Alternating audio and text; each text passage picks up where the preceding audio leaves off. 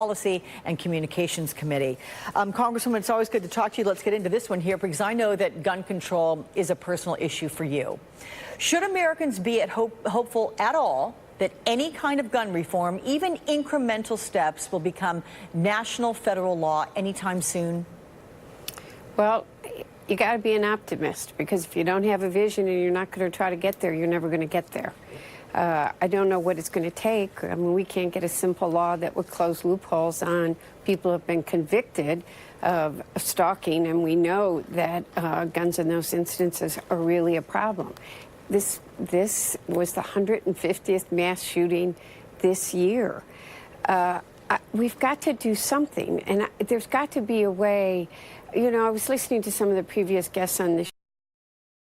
I do remember when we had a ban for 10 years on assault weapons yeah. And magazines and the sizes of magazines, which was an issue here. We got to be very careful to not talk about things we don't know about. With the law enforcement is rightly so keeping things close to their vest, but we've got to do something. Now, we're all going to come back to Washington and they're going to say, but nothing works. Well, some things do work. Okay, but you know, we heard Senator Richard Blumenthal of Connecticut earlier in the broadcast, and he was talking about ways in which levels of gun control in his state have worked. They've been effective. When you say we have to come back to Washington, is that not the place where it's going to happen? Is it going to have to be a statewide push? Although Washington then intervenes. You had California that passed some gun control legislation, and yet you had a federal court judge in San Diego who struck it down for, you know, a reason that was, I guess, logical for him, but it didn't look at necessarily the big picture.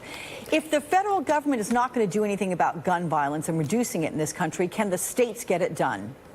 States are the laboratories of democracy, and you've got to see some of the states have Democratic legislatures and might actually be able to do something.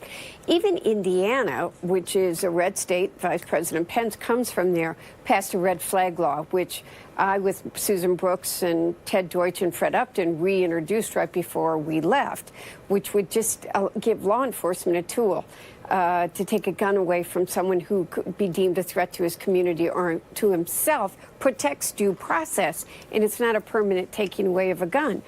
But there are a number of things. I think we should be looking at reducing the magazine size.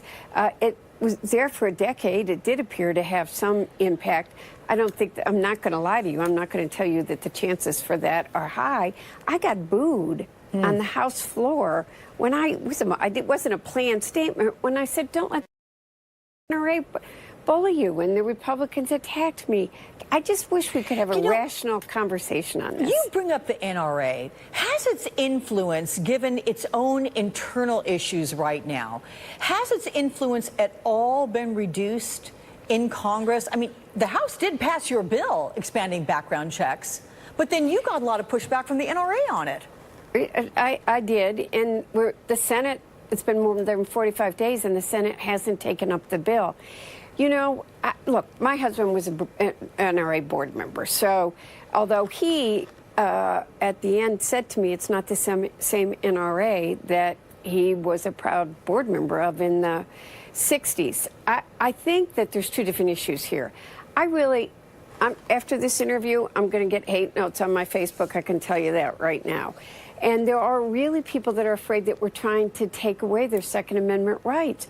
We're not trying to take away people's Second Amendment rights. How many times do you have to say that? You say that over and over again. You and other members of Congress, they're not trying to take away your Second Amendment rights. And there, you know, only a few of us are really willing to go out there and be out there. I mean, there are people that say it, and there are a couple of people that I'm trying to use common sense. And I'll tell you, there are, you know, when John Dingell was a key member, people won't remember this, in the 90s, he resigned from the NRA board over the bill that did ban assault weapons and magazine sizes. At that time, I didn't even understand what a magazine was. I couldn't understand why Chuck Schumer and John were talking about magazines. But it did save lives. That was documented that it did save lives. I don't know why we can't go back to having those kinds of conversations. But there are people at home that let you know how strongly they feel. I will tell you, I hear it at a very grassroots level. And I will will say that I think that many of these Republicans are hearing at a grassroots level. I don't think $2,500 buys anybody's vote. You know, that may be a naive statement, but I do think that people hear from people back home. But I hear from people, John Dingell had to have police protection after his vote in the 90s. I've had people come up and hug me and thank me for being willing to take a stand, and they're NRA members. See, here's what's so interesting. The reaction that you get people hugging you, thanking you for your position, and then you expect to get hate mail as well. Oh, I'll get death threats. Okay, which and now, I do. I always get them. Which exposes just this incredible divide in this country over the issue. Got to get in a question about impeachment, because you have expressed some reservation on all this. I want to take a listen to what you told my colleague Chuck Todd. There is a very that theme that is throughout this report about how Russia is trying to divide this country. And I don't want to play into Russia's hands and divide this country more with a partisan impeachment. So I am totally schizophrenic right now about all of the different things that are in there. I think we have to do this in a bipartisan way. So Speaker Nancy Pelosi says one of her reasons is because the president will be exonerated by the Senate. So that makes it more difficult to even prosecute Donald Trump should he leave office, well, after he leaves office. Should either your Russia argument or her post-presidency argument take precedence over what some say are constitutional requirements? You know, as you heard me say, I'm really struggling. I see this from all sides. When you read this report, I really wish Mueller would come up and testify, because I think that a lot of people have a lot of questions. And yes, he told us to do our job and to read this report. Well, I did read this report, and I get mixed signals from reading this report. I mean, he really, what he talks about, I do, about how a repeated pattern throughout the two halves of this is that Russia is trying to divide us as a country. They're trying to attack the fundamental principles of our democracy. Our democracy is something that we have to cherish and protect.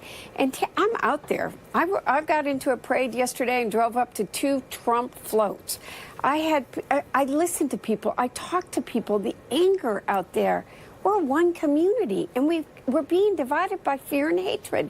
My job is to protect this country and keep it from being torn apart, but keep us as one country. That's what drives me in all of this, and it worries me. I remember being an intern during the Nixon impeachment, and I worked for Republican Senator Bob Griffin, and I remember watching him. I was on the plane with him the day he flew back here and called for Richard Nixon. Said that something had to happen, and turned and said that he was wrong. We need more Republicans to become involved in this. We need leadership on their side. But this is something that can't be done in a partisan way. All right, Congresswoman Debbie Dingell, I'm glad for you and your leadership. Thanks for joining me. Thank you.